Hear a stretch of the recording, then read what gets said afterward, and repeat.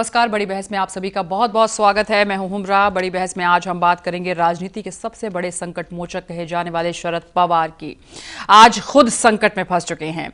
NCP अध्यक्ष शरद पवार पर ED ने स्टेट कोऑपरेटिव बैंक में 25,000 करोड़ को कथित घोटाले में शरद पवार और उनके भतीजे अजीत पवार समेत कई अन्य नेताओं और कई अधिकारियों के खिलाफ मामला दर्ज किया है, जिसके खिलाफ एनसीपी कार्यकर्ता ईडी के दफ्तर के बाहर हंगामा करते हुए नजर आए और हंगामे को देखते हुए ब्लाड स्टेट के आसपास धारा 144 लागू कर दी गई।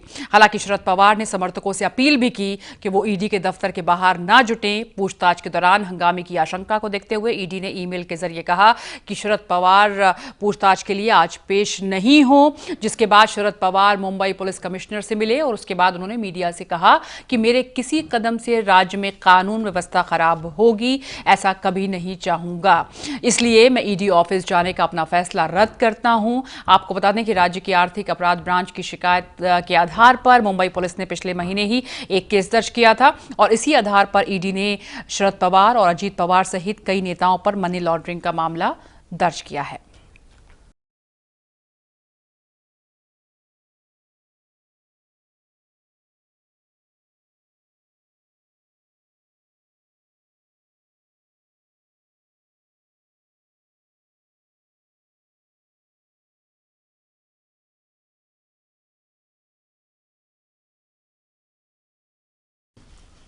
बुधवार को शरद पवार ने मीडिया से बात करते हुए कहा कि अगर उन्होंने मेरे खिलाफ भी मामला दर्ज किया है, मैं उसके फैसले का स्वागत करता हूं। हालांकि कुछ और भी उन्होंने उससे पहले कहा था, वो भी बयान आपको बताएंगे।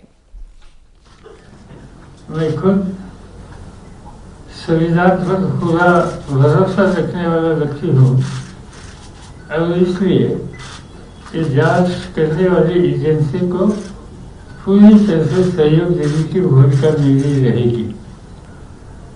फ्राइडे 27 सितंबर को दोपहर के 2 बजे यहाँ के ईडी का जो दफ्तर है वहाँ मैं खुद स्वयं जाने वाला हूँ और जो कुछ उन्हें जांच करनी है वो जांच करने के लिए उनके सामने अवेलेबल रहने वाला हूँ। हाईकोर्ट के निर्देश के अनुसार ये एफआईआर दाखिल हुई थी, तो नियमानुसार ईडी ने उसका इंफॉर्मेशन लिया है, उसको रजिस्टर किया है। उसमें मनी लॉन्ड्रिंग का जो एंगल है उस पर ईडी अभी जांच कर रही है और इसलिए ये कहना बिल्कुल गलत होगा कि राज्य सरकार कोई बदले की भावना से कार्रवाई कर रही है, कोई राजनीति से प्रेरित कार्रवाई कर रही है। इस राज्य सरकार ने कभी भी बदले से प्रेरित या राजनीति से प्रेरित कोई कार्रवाई नहीं की। चुनाव के मद्देनजर हर चीज को ये कहना कि सरकार बदले की भावना से कर रही है, सरकार हमको टारगेट कर रही है, मुझे ऐसा लगता है ये बिल्कुल बेबुनियाद है, बेसिर पैर है, बिल्कुल गलत है। तो ऐसा कुछ भी नहीं है और आखिर जो बात निकल कर आ रही है एनसीपी से वो ये कि चुनाव आ गए हैं और आपको, जैसा कि हमने कहा कि पहला बयान हम आपको बताएंगे, शरद पवार ने कहा था कि इसका सीधा असर नतीजों पर पड़ेगा, जो चुनाव के नतीजे आएंगे। मेरे साथ खास पैनल मौजूद है। संजय सिंह नेता बीजेपी, सीमा मलिक एनसीपी नेता मेरे साथ मौजूद हैं, विपिन शर्मा कुछ देर के बाद हमारे साथ जुड़ेंगे, वरिष्ठ पत्रकार अजय मिश्रा जी हैं, वरिष्ठ पत्रकार हमारे साथ। आप सभी का बहुत बहुत स्वागत है। और सबसे पहले अजय जी, मैं आप ही के पास आऊंगी कि इसको एक राजनीतिक साजिश बताया जा रहा है और कोई ये पहला ऐसा वाकया हम नहीं देख रहे हैं। इससे पहले जितने भी इस तरह के वाकये हुए उसमें यही कहा गया कि बीजेपी क्योंकि केंद्र में है और इसीलिए वो ईडी का या सीबीआई का इस्तेमाल कर रही है। बिल्कुल हुमरा जी, आप साजिश तो इसे कह ही सकती हैं, पर यह साजिश ऐसी साजिश है जिसमें बीजेपी खुद फंसती हुई नजर आ रही है। जैसे कि आपने वो मुख्यमंत्री की बाइट दिखाई जिसमें वो कह रहे हैं कि इसके लिए राज्य सरकार दोषी नहीं है। जाहिर तौर पे राज्य सरकार को इसमें कुछ करने की ज़रूरत ही नहीं है, क्योंकि जो राज्य सरकार को करना चाहिए वो केंद्र सरकार कर रही है।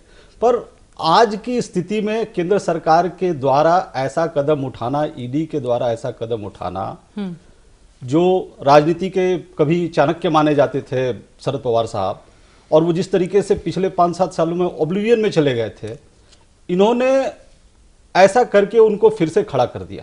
और खास करके ऐसे मौका पे जबकि चुनाव आया, इनकी मंशा ये थी कि चुनाव में शायद ऐसा करना एनसीपी को कमजोर करेगा या एनसीपी से कोई बार्गेनिंग टैक्टिक्स की जाएगी।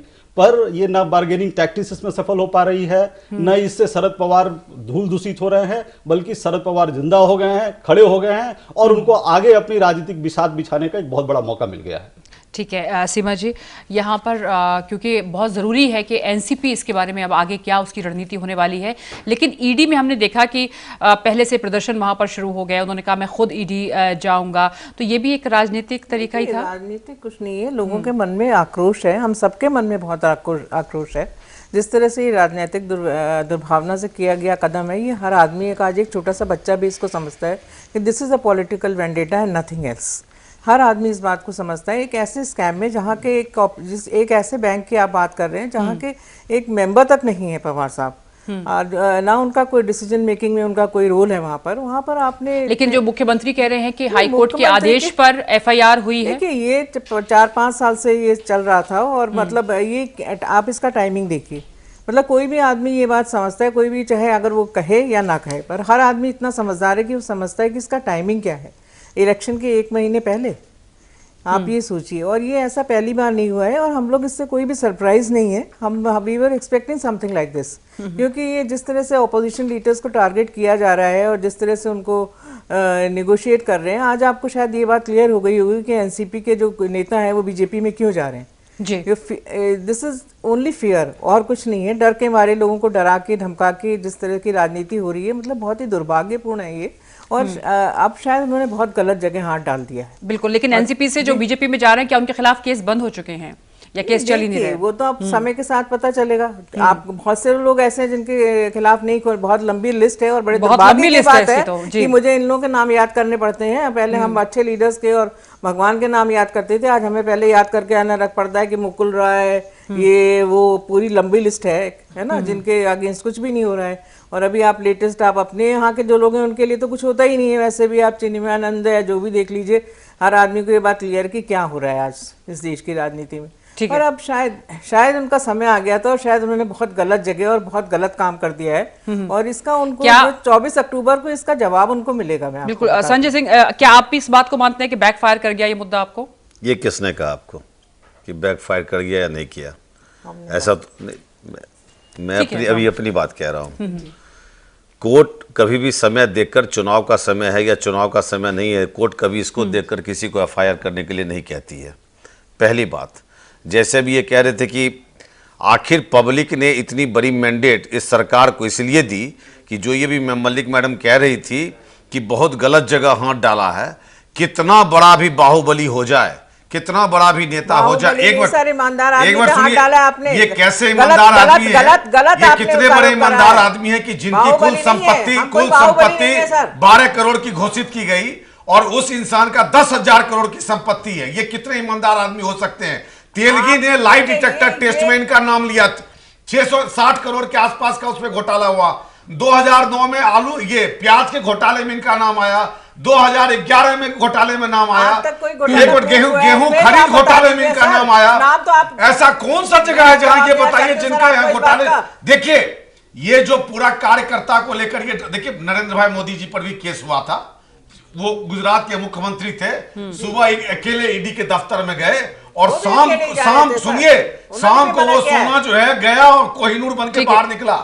ऐसा भी नेतृत्व होता है। जब जनता को हम पब्लिक को रोड पर लेकर आते हैं, तो इसका मतलब है कि हम ये दिखाना चाहते हैं कि ईडी तुमने गलत काम किया, तुमने गलत जगह हाथ लगाया, हमारे साथ बहुत आयात संख्या में पब्लिक है। ठीक है, सच्चाई यही है। देखिए, क्या बीजेपी ये मानती है कि शरद पवार आज शक्ति प्रदर्शन कर रहे थे? क्या शक्ति प्रदर्शन था ये? शरद पवार में कोई फर्क नहीं करना चाहती सरकार। हालांकि ये पूरा का पूरा मामला हाईकोर्ट द्वारा एफआईआर किया गया है। ये पूरा फर्क, बहुत फर्क करती है। ठीक है, लेकिन आपने जो कहा जो गुजरात में हुआ संजय सिंह जी, मैं उसको भी बता देती हूँ कि बाद में यही कहा गया जो केंद्र में बैठी सरकार है उसने एक साजिश रची है और सीबीआई और ईडी का गलत इस्तेमाल किया गया। ये आरोप तब भी लगे थे, तो आज ये आरोप अगर लग रहे हैं और ये सवाल उठ रहे हैं कि ठीक चुनाव से पहले क्यों, ये पहले भी हो सकता था। आप आरोप लगाइए, लेकिन क्या न्यायालय भी चुनाव देखकर काम करेगी?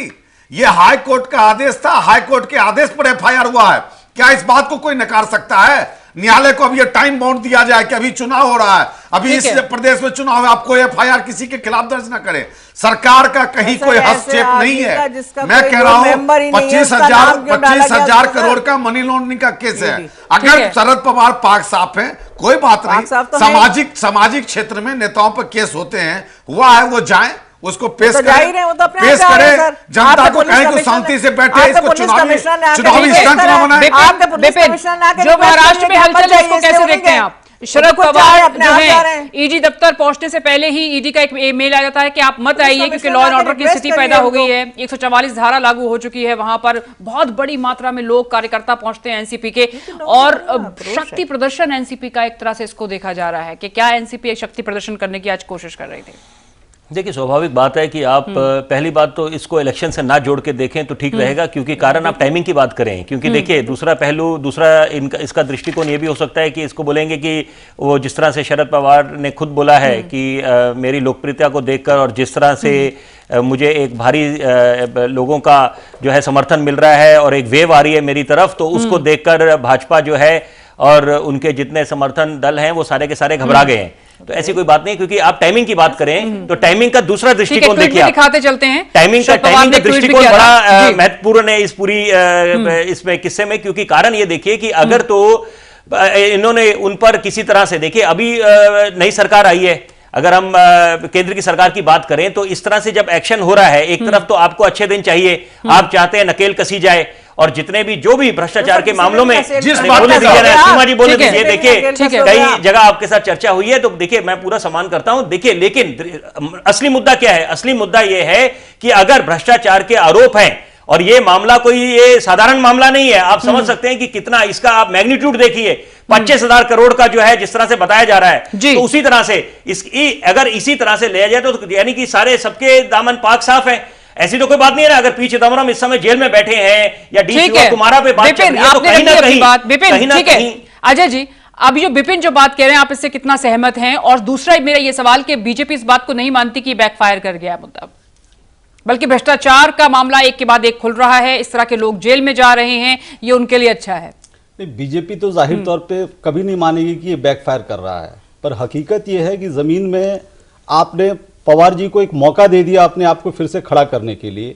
उनका जो कैडर है, आज कैडर को एक मुद्दा मिल गया है जिस मुद्दे को लेकर के वो खड़ा थे, और जो अभी सर्वेज आ रहे हैं कि इस मामले के बाद में अचानक उनकी पॉपुलैरिटी ग्राफ बढ़ रही है, और इसके पीछे जो भी कारण हो जो हम साथ साथ ट्वीट भी दिखा रहे हैं जो उन्होंने किया था कि अपील कर रहे हैं वो अपने जो एनसीपी के कार्यकर्ता हैं उनसे कि वो शांति बनाए रखें और हंगामा ना करें। जी अजय जी अपनी बात करें। शांति, ये तो सब तो केवल पॉपुलिस्ट मेजर है कि वो थोड़ी लिखेंगे कि आप अशांति कीजिए, कोई नहीं लिखता है। सवाल ये है कि आप जिस भ्रष्टाचार की बात कर रहे हैं वो भ्रष्टाचार है कहाँ?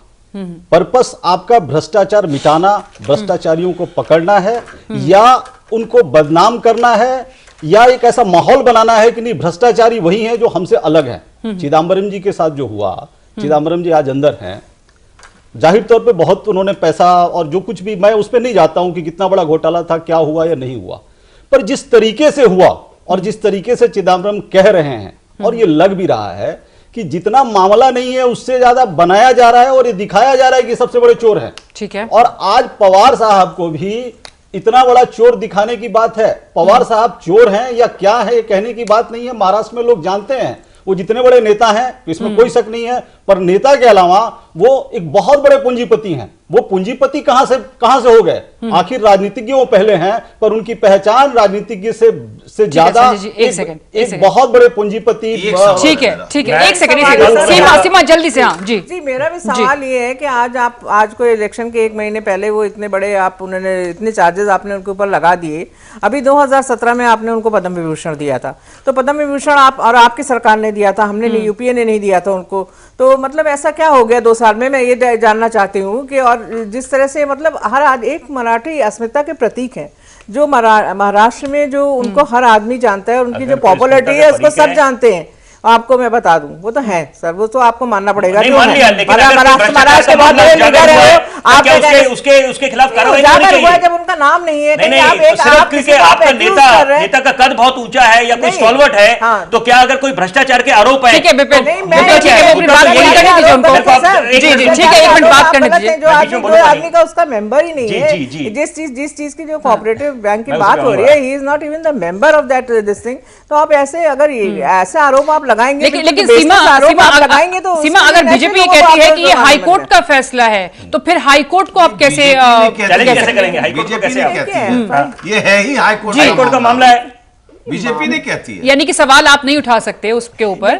मैं इसमें कुछ कहना नहीं चाहती, मैं इसके बारे में कुछ कहना नहीं चाहती, मतलब कोर्ट या इन चीजों के बारे में। जुडिशरी पे हमारा पूरा विश्वास है फ्रैंकली स्पीकिंग, तो मैं इस जुडिशरी पे इन चीज़ों पे कमेंट नहीं करना चाहती। पर आज ये बात सब लोग जानते हैं कि जो ये कॉन्स्टिट्यूशनल बॉडीज हैं, उनको दे आर नॉट फ्रीली, वो नहीं काम कर सकती हैं। और जिस तरह से वो काम चल नहीं, कमाल की बात नहीं सर, सबको पता है ये बात, सबको पता है। न्यायिक प्रक्रिया पे मैं कोई नहीं करूंगी। एक सेकंड संजय सिंह जी, देखिए मैं पहले ही बता रहा हूं, ईडी सीबीआई इसका नाम से इसको केंद्र सरकार से जोड़ने की आवश्यकता नहीं है। ईडी भी तब तक एफआईआर नहीं की, केंद्र सरकार ईडी पहले भी कर सकती थी एफआईआर। जब तक हाईकोर्ट ने एफआईआर करने नहीं कहा तो ईडी ने कोई एफआईआर नहीं किया था। और जब एफआईआर हो गया तो जांच होगी। देखिए अगर एफआईआर हो जाए, मैडम एक मिनट, एफआईआर हो जाए इसका ये मतलब नहीं कि वो अपराध साबित हो गया। एफआईआर हुआ है, उसके ऊपर जांच होगी, जब पूछताछ होगी। शरद पवार चाहे धर्मात्मा हो, चाहे बहुत बड़े नेता हो, कोई भी व्यक्ति है कानून से बड़ा नहीं है। यही हमारी राष्ट्र की संविधान लेकिन फिर ये जो बार-बार आरोप लगते हैं कि जो लोग दूसरी पार्टी में होते हैं वो भ्रष्टाचारी हो जाते हैं या केसेस चलते हैं, लेकिन वो बीजेपी में जाते ही पाक साफ हो जाते हैं। ऐसा उन लोगों का कहना है जो भ्रष्टाचार में के केस में जेल गए हैं या भ्रष्टाचार के केस में फंसे हैं। वो अपनी सफाई में सिर्फ ये बात करें तो ज्यादा बेहतर होगा कि मैं भ्रष्टाचारी नहीं हूं, इस बात को सिद्ध करें। हमें लगता है कि इस बात को काटने के लिए ये कहना कि सरकार जो है सब विपक्षियों को भ्रष्टाचार में फंसा रही है। देखिए डाटा ये नहीं कहता है। अभी भाई साहब ने, पत्रकार महोदय ने कहा कि वो बहुत बड़े महाराष्ट्र के पूंजीपति हैं और राजनीतिज्ञ हैं। मैं इनकी बात, देखिए इनकी बात से सहमत हूं, बहुत बड़े पूंजीपति हैं। लेकिन आपको मालूम है पूंजीपति की बात मैडम ने लोकसभा के अंदर, लोकसभा के अंदर उन्होंने अपनी पूंजी जो है मात्र 12 करोड़ दिखाई है। मैंने नहीं करी, मात्र 12 करोड़ दिखाई है। अब आपके जो महाराष्ट्र में एक सेकंड इसका मतलब है कि ठीक है, अच्छा आप मेरे को एक सेकंड विपिन कि महाराष्ट्र में जो सहयोगी दल है उनके बारे में जरा बता दें कि एनसीपी नेता शरद पवार की पेशी को लेकर शिवसेना नेता संजय राउत का अहम बयान सामने आया है। उन्होंने कहा है कि शरद पवार भारतीय राजनीति के भीष्म पितामह हैं और जिस बैंक घोटाले में ईडी ने उनका नाम दर्ज किया है उस वक्त शरद पवार किसी भी अहम पद पर नहीं थे। संजय राउत के मुताबिक महाराष्ट्र में शरद पवार के खिलाफ एफआईआर एक चुनावी मुद्दा बन गया है। बाइट सुन लेते हैं एक इस तरह से पूरा माहौल महाराष्ट्र का और कुछ हिस्से में देश का भी खाली फुकट आपने खराब कर दिया है। कोई ज़रूरत नहीं थी ये सब करने की। एक तो चुनाव है महाराष्ट्र में, ऐसे में आप शरद पवार जी को इस मामले में घसीट लिया। सबका कहना है कि जो बैंक का कुछ जो गड़बड़ सामने आई है उसमें उस वक्त शरद पवार का कोई संबंध नहीं था। पवार साहब ना पावर पे थे, पवार साहब ना उस बैंक के कोई डायरेक्टर थे ना मेंबर थे। हाँ उनके लोग हो सकते हैं पार्टी के, ये तो ऑल पार्टी बैंक है ये। तो संजय राउत अगर ये बात कह रहे हैं तो फिर सवाल जरूर पूछना चाहिए। संजय सिंह जी, देखिए संजय राउत अपनी एक पॉलिटिकल विवेचना दे रहे हैं। संजय राउत उनके कोई वकील नहीं है। देखिए मैं बड़ा स्पष्टीकरण करना चाहता हूं, वो वहां के पॉलिटिकल सिनेरियो में जो सुटेबल लैंग्वेज है उसका इस्तेमाल कर रहे हैं और उनको अधिकार है इस्तेमाल करने का। अच्छा। हम भी नहीं कह रहे कि शरद पवार चोर हैं, उन्होंने अपराध किया, मैं भी नहीं कह रहा हूं। अभी तो कोर्ट ने एक एफआईआर का संज्ञान लिया कि एफआईआर करो, ईडी पूछताछ करेगी।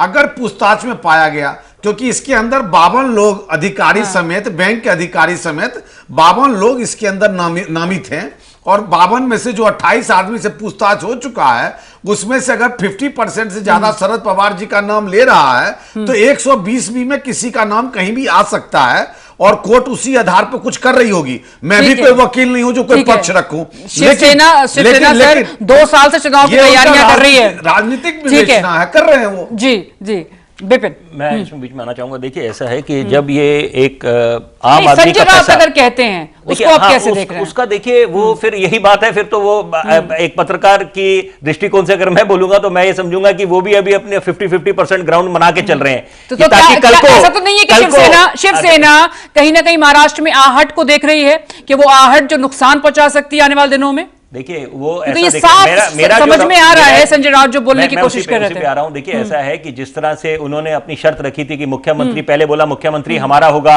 शिवसेना का होगा, उसके बाद अभी जो है उप मुख्यमंत्री की बात करी, डिप्टी सीएम हमारा होगा, वो फैसला हुआ सीटों को लेकर 126 वो तो आपको लगता है कि उसी तरह से देखिए एक तरह से प्रेशर टैक्टिक्स बना के आपको भी लगता है? एक सेकंड रखने के लिए, एक सेकंड अजय जी, इस प्रोग्राम के शुरुआत में ही मैंने कहा था कि एक बार्गेनिंग गेम है। इस बार्गेनिंग गेम में बीजेपी ने चाल तो चल दिया, अपने चाल में फंस गई और शिवसेना बहुत स्मार्टली उसको प्ले कर रही है, क्योंकि शिवसेना आज के डेट में जहां उसने गेंद बीजेपी के पाले में डाल दी, बिल्कुल वो जहां पे खड़ी है, और शिवसेना की जो राजनीति है एक तरीके से बीजेपी वहां पे बड़े भाई की भूमिका में आ गई है और शिवसेना की स्थिति कमजोर पड़ रही है। और शिवसेना हमेशा ही चाहेगी कि अगर ऐसी स्थिति बनती है कि जहां बीजेपी उस पर डोमिनेट करने लगे तो पवार साहब एक ऐसे पार्टनर है जिनके साथ में कभी भी वो संबंध बना सकती है और ये हॉबनॉबिंग हमेशा चल सकता है। ओके, क्योंकि पिछली बार विधानसभा में बीजेपी की सीटें ज्यादा आ गई थी और शिवसेना की कम थी, और इस बार शायद शिवसेना को लग रहा होगा कि ये बयान देने से उनकी सीटें बढ़ जाएंगी। प्लस माइनस का गणित है पूरा। सीमा एक सेकंड, मुझे ऐसा नहीं लगता कि ऐसा कुछ भी है।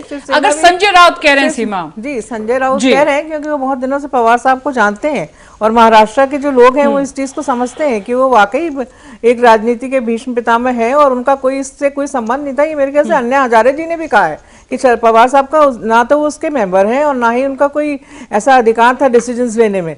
तो एक ये बात जो लोग जानते हैं वो ये इस बात को कहेंगे। इस बात के लिए वो इसलिए नहीं कि उनको बीजेपी से कितनी सीट्स मिल जाएंगी या कुछ हो जाएंगे। मैं सोचती हूँ कि शायद बीजेपी भी इस बात से सहमत होगी कि वो इसलिए नहीं कह रहे हैं।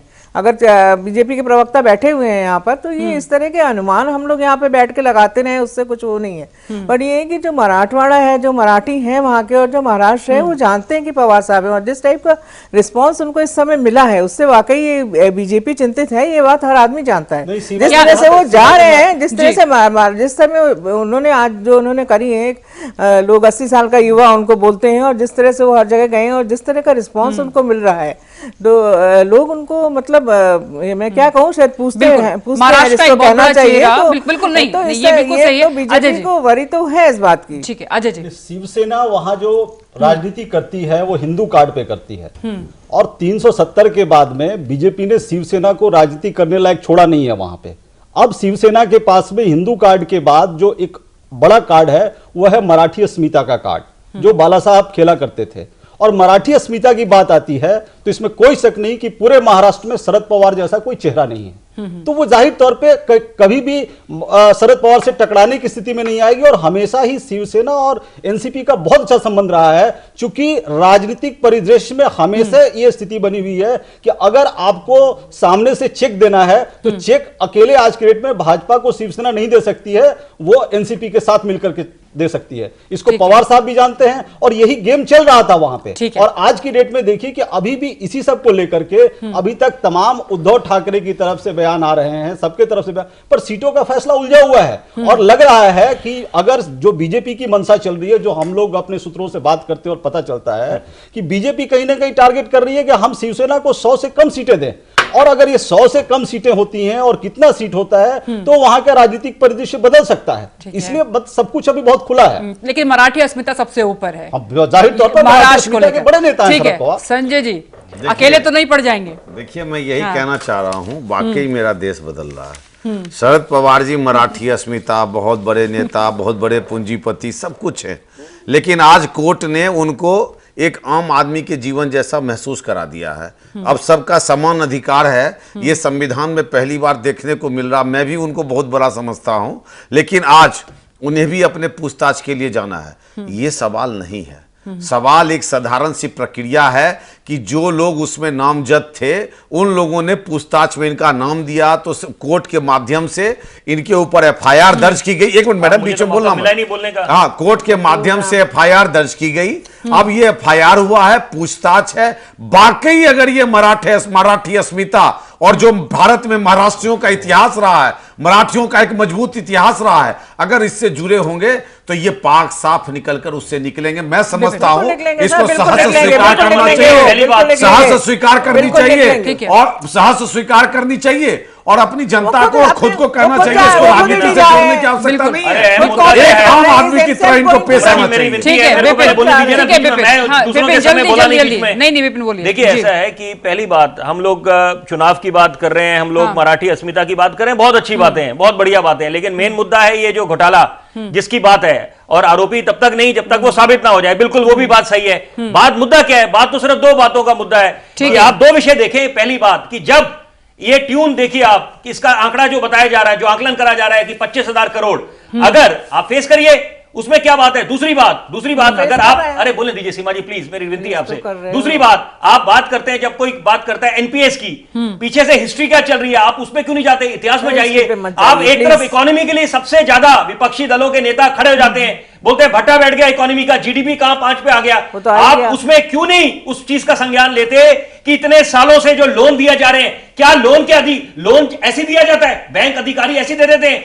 क्या उसकी कनाइवेंस नहीं है? किसी के साथ मिलके नहीं, आला अधिकारी या मंत्रियों के साथ या जो भी हो, जो पावर में हो, जो सत्ता में हो, मुद्दा वो है। ठीक है, आपने अपनी बात कह दी विपिन, उसके बाद दूध का दूध पानी का पानी हो जाएगा। ठीक है विपिन सर, देखिए ये सब जो बातें हो गई ना, अब ये बहुत हो गया, पुरानी बातें, नेहरू जी, कमला नेहरू, वो ये जो उनके टाइम से ये सब चीजें ना अब आज की जनता समझ चुकी है। और यही बात, और आज आप जो है ना, जो जनता ने प्रचंड बहुमत दिया है, अरे दिया है, तो इसका मतलब ये नहीं ना कि आप उसका गलत फायदा उठाएंगे। अगर दे दिया प्रचंड बहुमत, अब इस तरह की चीजें करेंगे तो परिणाम पे तो इफेक्ट होगा ही। अगर आप उसके पहले ऐसी चीजें करेंगे तो परिणाम पे इफेक्ट होगा। चलिए बात है, एक और खबर मैं आपको बता देती हूँ सीमा जी, एक सेकंड। देखिए आज जो महाराष्ट्र के जो मेन मुद्दे हैं और जो फडणवीस सरकार ने जो वहां पर किया है, उससे बचने के लिए ये सब डिस्ट्रैक्ट करने के लिए ये चीजें हो रही है, हर आदमी समझता है।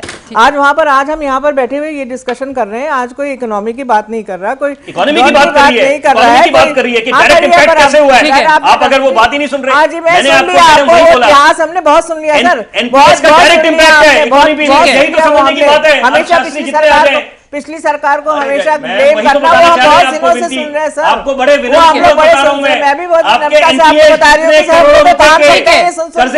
अब आपने क्या किया है 6 साल में, ये बताइए सर। आप ये मत बताइए, ठीक है संजय जी को ऊपर मौका देते हैं संक्षेप में। हमें ये मत बताइए, ये सुन के हमारे कान पकड़े हैं, पिछला पिछला पिछला पिछला पिछला, उसी का तो भाई खाता। ठीक है, जल्दी से मुझे ब्रेक लेना है। पप्पू कलान, हितेंद्र ठाकुर इन्हीं के द्वारा बनाए गए मंत्री हैं, ठीक है। ये लोग भी इस सब केस में फंसे हुए हैं और यही सब कारण रहा होगा। पृष्ठभूमि पप्पू कलान की, हितेंद्र ठाकुर की इसी तरह की एक क्रिमिनल बैकग्राउंड की थी और हो सकता है कि इन्हीं के शब्दों के आधारित पर इनके ऊपर एफआईआर हुआ होगा। ये कानून का दृष्टि है, कोई बहुत बड़ा नहीं है। एफआईआर होता है, सामाजिक आदमी अगर जुड़ा हुआ है तो संजय, ये देखते हैं कि विधानसभा चुनाव में ये मुद्दा कितना बड़ा मुद्दा बन सकता है और क्या ये मुद्दा बनेगा कि शरद पवार के खिलाफ जो एफआईआर हुई और अब जो प्रक्रिया शुरू हो रही है, ईडी पूछताछ उनसे कर सकता है और करेगा कुछ दिनों के बाद जब भी वो टाइम देगा, लेकिन क्या ये बड़ा मुद्दा होगा आने वाले विधानसभा चुनाव में? संजय सिंह और सीमा, आप दोनों का बहुत बहुत शुक्रिया चर्चा में शामिल होने के लिए। बड़ी बहस में रुकते हैं एक छोटे से ब्रेक के बाद और उस पार भी है एक और अहम मुद्दा।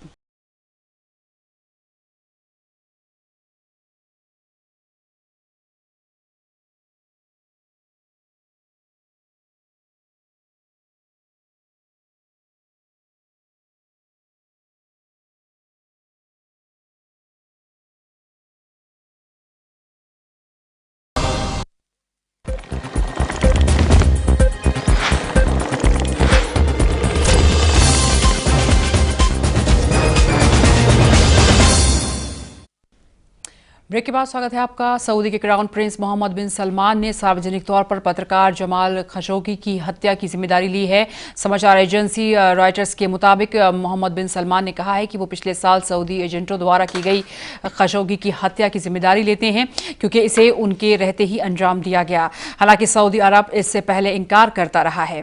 इस हत्या में सऊदी सरकार की कड़ी आलोचना भी हुई थी पूरी दुनिया में। खशोगी की हत्या के 1 साल पूरा होने से पहले 1 अक्टूबर को प्रसारित होने जा रही डॉक्यूमेंट्री में उन्होंने ये तमाम बातें कही हैं, यानी कि जिम्मेदारी ली है।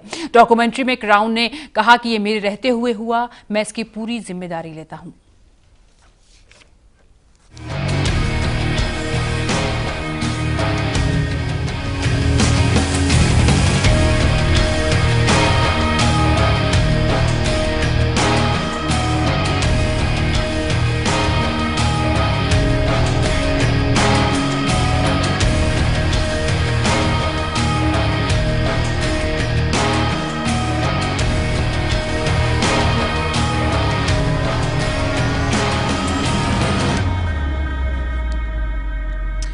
जमाल खशोगी अमेरिकी अखबार वॉशिंगटन के पत्रकार थे। वो अपने करियर की शुरुआत उन्होंने 1980 में पत्रकार के तौर पर की थी और उस वक्त वो क्षेत्रीय अखबार के लिए काम करते थे, जहां वो अफगानिस्तान पर सोवियत आक्रमण की खबरों को कवर करते थे। 2003 में खशोगी अल वतन अखबार के संपादक बन गए और लेकिन सिर्फ 2 महीने के बाद ही उन्हें नौकरी से निकाल दिया गया, क्योंकि वो सऊदी के शाही परिवार के खिलाफ खबर छाप रहे थे।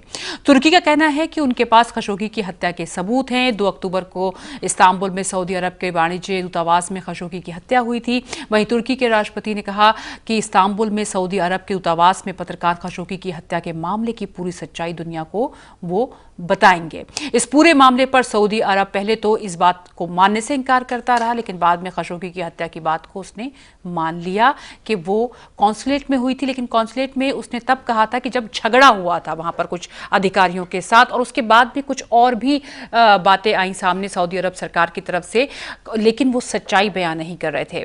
और अब सच्चाई जो है वो सामने आई है। कई तरह के प्रूफ्स भी हैं, कई तरह के सबूत भी जो एजेंसियां इसके लिए काम कर रही हैं वो जुटा चुकी हैं।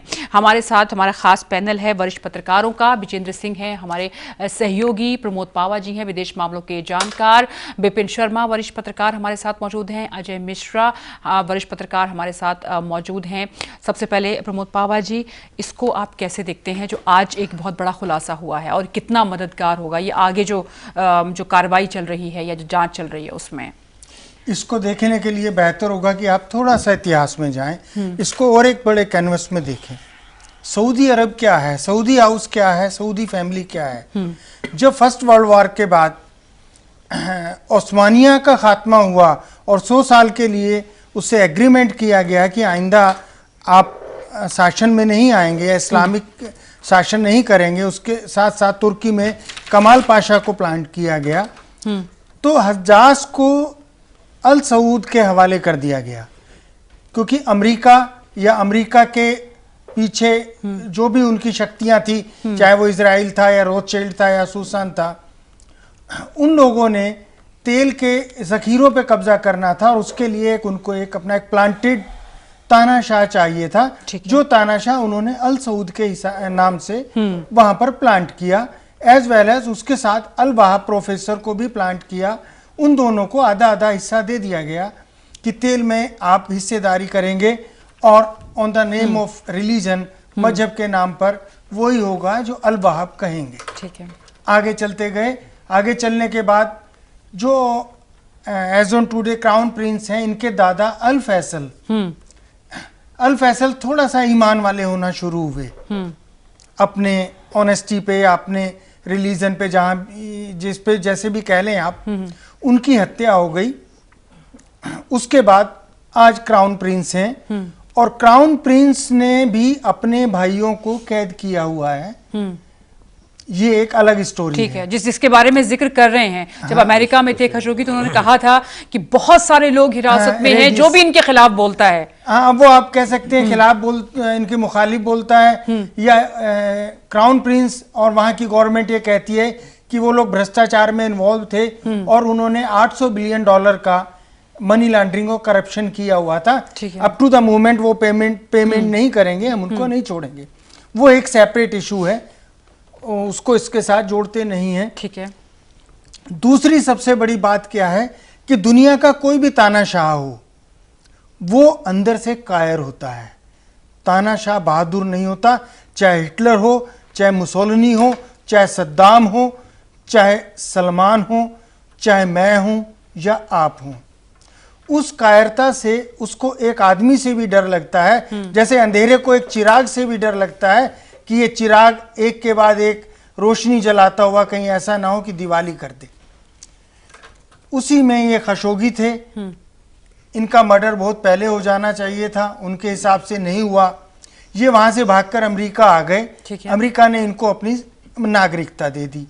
उसके बाद ये अपनी मंगेतर के साथ खशौन चंगेज के साथ इस्तांबुल में गए, सऊदी अरबिया के एम्बेसी में। वहाँ इनका मर्डर हो गया और इनको वहाँ कत्ल करने से पहले सऊदी अरब से स्पेशल किलिंग टीम आई थी। वो भी सब ऑन रिकॉर्ड है। वो उसके पीसेस करके ब्लैक बैग्स में भर के ले गए, वो भी ऑन रिकॉर्ड है। लेकिन इनसे होता क्या है और ये क्यों होता है? आप एक चीज और देखें कि ये सब चीजें टर्की ने तभी बोल दी थी जब ये काम हुआ था, अक्टूबर 2018 में। ठीक है। लेकिन अमेरिका इसको आज आवाज उठा रहा है, अमेरिका इसके लिए आज बोल रहा है। उसका रीजन क्या है? आज क्राउन प्रिंस अमेरिका के चंगुल से निकलकर दूसरे पोल की तरफ जा रहे हैं, रशिया और चाइना के साथ जा रहे हैं। अभी जैसे इस पर अटैक हुआ शायद है, ये टाइमिंग सूट कर रही थी।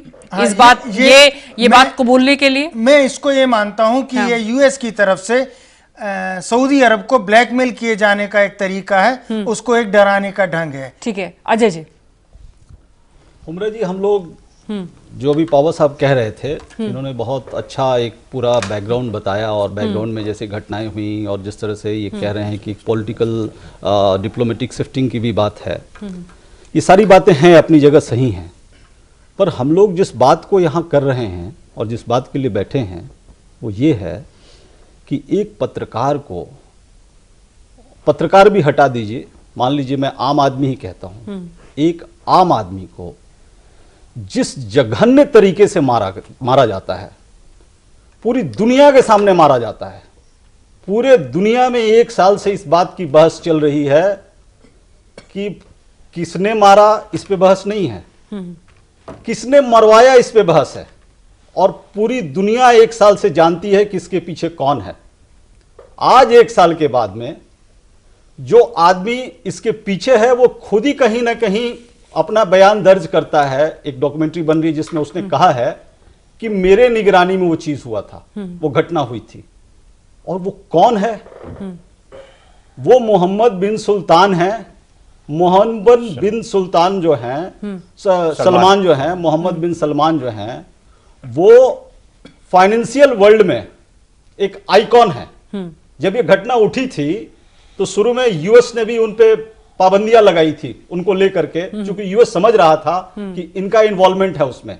लेकिन नरमी बरती। हाँ, लेकिन बहुत डिप्लोमेसी के साथ नरमी बरती गई और मानव अधिकार हनन को लेकर जो आवाजें उठने लगी फिर वहां से, बिल्कुल, कि ह्यूमन राइट वायलेशन हुआ है और इसको लेकर फिर अमेरिका घिर गया और ट्रंप फिर उसके बाद थोड़ा सा बयान और तेज उनके हुए। मतलब कार्रवाई के तौर पर नहीं हुआ यूएस की तरफ से। खुशोगी जो थे ट्रंप के बेटे के खास दोस्त थे, खुशोगी नहीं, ये सलमान। और ये सामने बातें आ रही थी और ट्रंप का छीछा लेदर हो रहा था। तब भी ट्रंप ने यह कहा कि नहीं, हमारे उनसे व्यापारिक रिश्ते हैं, हम उनको नहीं छेड़ सकते हैं। और अमेरिका ने उनको नहीं छेड़ा। आज जिस भी कारण से बात उजागर हो रही है, और केवल अमेरिका की बात नहीं थी, इस नैतिकता की लड़ाई में और अनैतिकता की लड़ाई में सब शामिल थे। आपको याद होगा बालाकोट स्ट्राइक हुआ था, उसके पहले यही सलमान साहब पाकिस्तान गए और हिंदुस्तान में, और हिंदुस्तान में बहुत हीरो की तरह इनको पूजा गया। ठीक है। क्यों पूजा गया? क्योंकि ये पैसा लेकर के आते हैं और पैसा लेकर के सऊदी अरेबिया जहां भी जाता है वहां पे सऊदी अरेबिया के सारे पाप मिटा दिए जाते हैं। सवाल इस बात का है कि दुनिया के सामने ऐसे हत्यारे लोग खड़े हैं, उनको इज्जत मिल रही है, और ये कब तक चलते रहेगा? चाहे वो रशिया के साथ खड़ा हो, चाहे वो यूएस के साथ में खड़ा हो। छोटा सा एक व्यू ले लें हम, और कब तक हम बर्दाश्त करेंगे? ठीक है विजेंद्र जी, टर्की का क्या स्टैंड अब नजर आता है? जो टर्की जहां पर हुआ ये मर्डर, और वो कहता रहा हमारे पास तमाम ऑडियो वीडियो सबूत हैं, और एक के बाद एक वो जारी भी करता रहा। यहां पर क्या उसकी डिप्लोमेसी भी नजर आती है आपको? देखिए, क्या कोई डबल स्टैंडर्ड है उनका भी अमेरिका की तरह? जी हाँ, ये सब अहम बात यह है कि तुर्की का जो स्टैंड रहा है वो एक तरह का नहीं रहा है, डबल तो है ही। लेकिन सबसे अहम बात यह है कि लास्ट ईयर यानी कि 2018 में 34 पत्रकार को अराउंड द वर्ल्ड मारा गया है, किलिंग किया गया है। तो around the world journalist are on threat.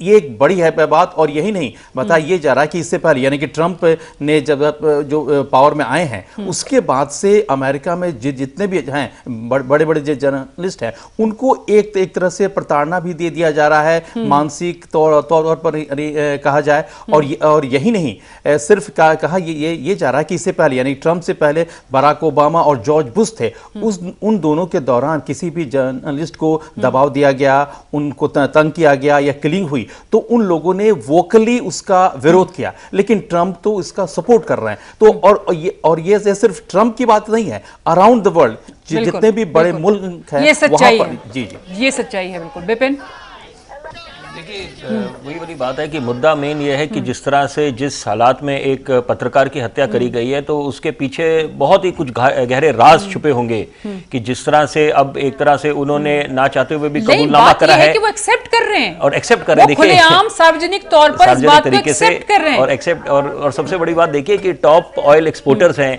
Saudi, और उस तरह से जिस तरह से ये अगर जब भी सऊदी की जिक्र होता है या जितने भी ये ऑयल रिच कंट्रीज हैं तो उन पे बोलते हैं कि मुद्दा जो है लड़ाई। अब बात करे थे कि भाई अगर अमेरिका ने उस समय कुवैत पे हमला करा था तो उसके पीछे क्या कारण रहा था, कई मुद्दे लड़ाई जो होती है बाबा जी जो बात कह रहे हैं कि अब सऊदी ने ये समझ लिया है कि उनका जो अपना जो सेटिंग है वो अलग हो चुकी है, यानी कि अमेरिका से अब थोड़ी सी दूरी हो चुकी है, इधर रशिया के साथ वो आके खड़ा हो गया है तो इसलिए सार्वजनिक कर दिया।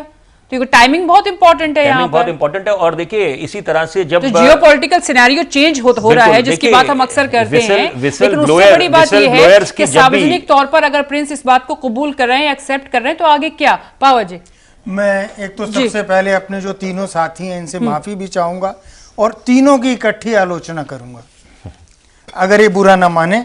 तीनों पत्रकार हैं, बड़े सम्मानित पत्रकार हैं और तीनों ने इस बात को बार बार दोहराया है कि पत्रकार के ऊपर टेंशन है, पत्रकार के ऊपर थ्रेट होता है, पत्रकार की हत्या होती है।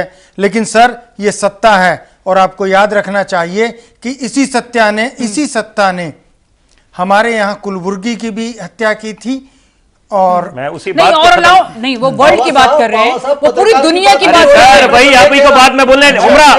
उमरा मैंने क्या बात बोली? बिल्कुल, मैंने तो कुछ और मुद्दा उठाया था।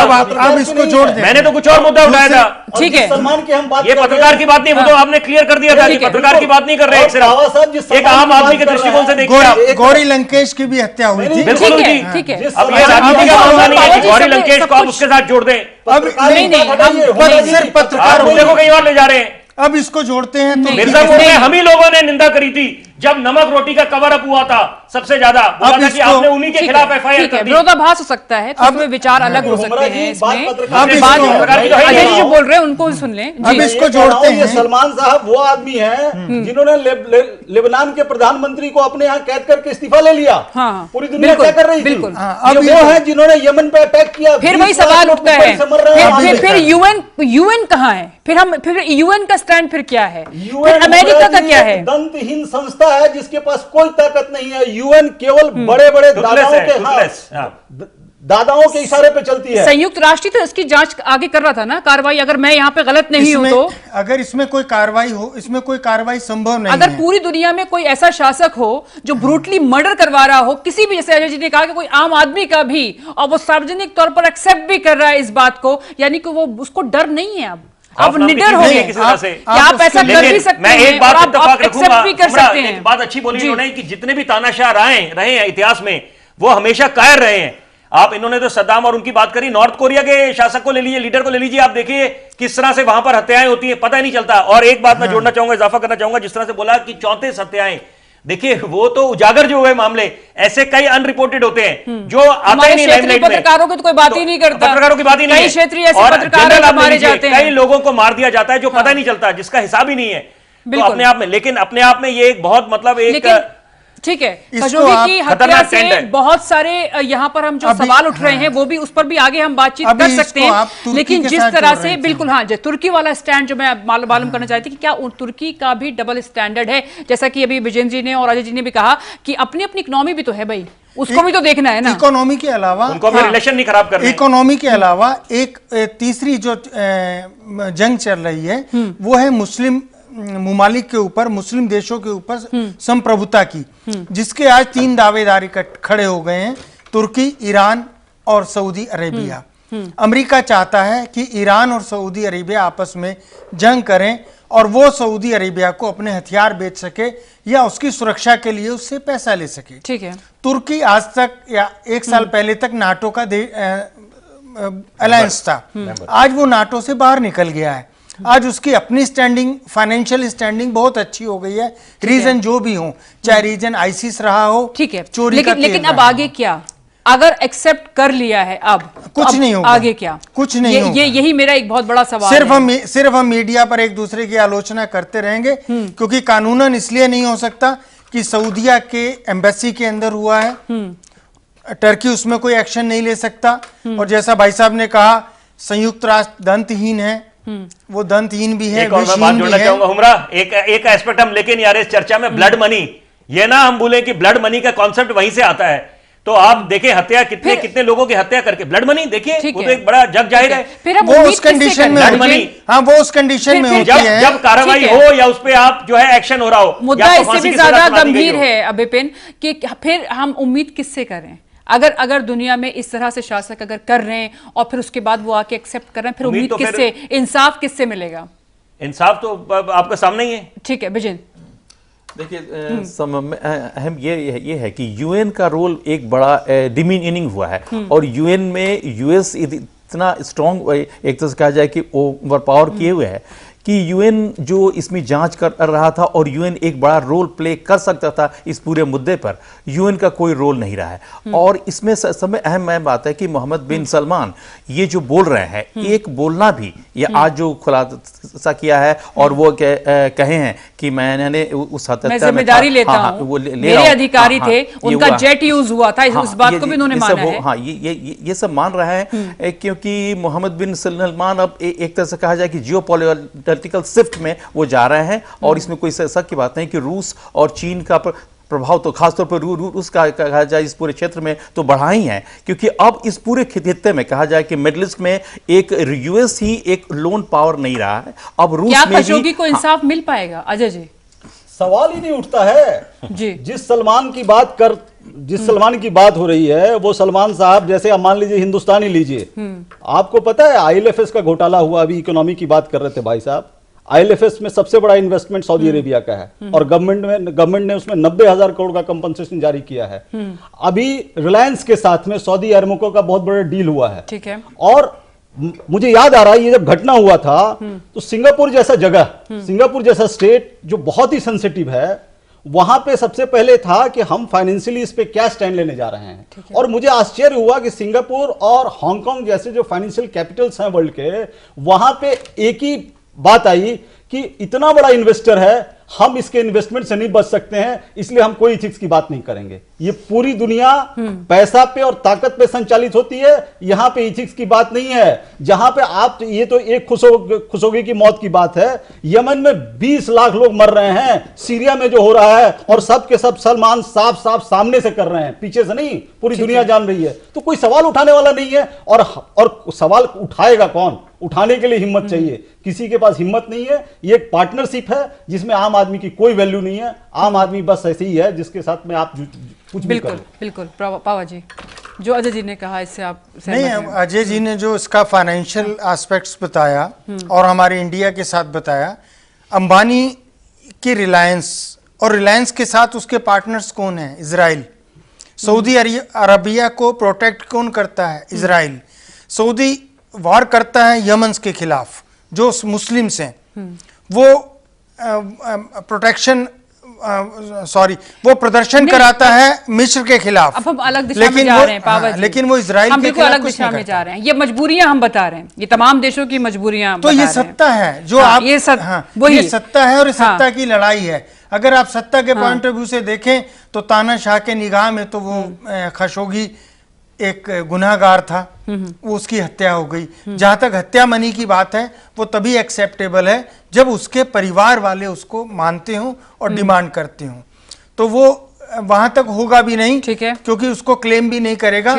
और इसके लिए कानूनन अगर कोई कार्रवाई होगी तो वो सऊदीया में होगी, और सऊदीया में उसको तो नामुमकिन है। ये तो अपने आप में हास्यास्पद है। वैसे भी इम्यूनिटी है कि जो शख्स डिनाई करता रहा और जो जिसकी सरकार डिनाई करती रही इस बात को लेकर, और शायद प्रूफ सबके सामने थे सब कुछ सामने था, क्योंकि किसी भी कॉन्सुलेट में ऑडियो वीडियो ये तमाम चीजें होती हैं, रिकॉर्ड हो रहा था सब कुछ। उसके जो फोन, जो आई वॉच थी, उसके जरिए वो कनेक्ट था अपनी बीवी से, शायद ये भी एक सुनने में आया था कि उसका फोन कनेक्ट था, ऑडियो उसका जा रहा था, ये तमाम चीजें हो रही थी। तो फिर इंतजार किस बात का था?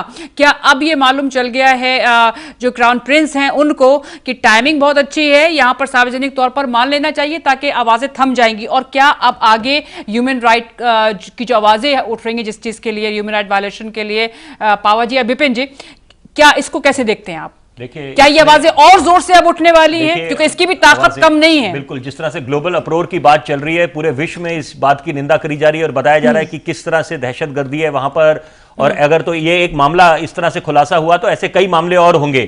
तो लेकिन अंत में कुछ नहीं होने वाला, जिस तरह से मैं बिल्कुल अपने पैनलिस्ट से सहमत हूं, क्योंकि अंत में जो है एक आई वॉश हो जाएगा।